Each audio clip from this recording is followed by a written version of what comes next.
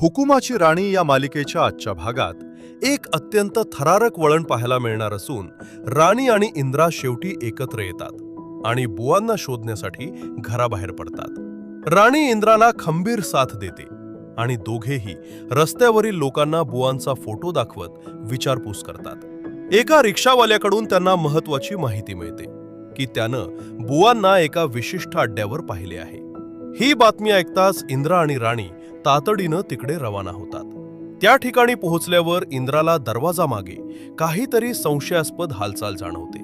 आतमध्ये एक गुंड बुवांना इंजेक्शन देऊन मारण्याच्या प्रयत्नात असतो। इंद्रानं दरवाजा ठोठावल्यामुळे तो गुंड बुवांना एका पोत्यात लपवतो आणि इंद्राला खोटे सांगतो की तो तिथे फक्त साफसफाई करत आहे। तितक्यात बुवांच्या खुर्चीचा आवाज येतो, पण तो गुंड इंद्राला उंदीर असल्याचे सांगून तिथून हुसकावून लावतो।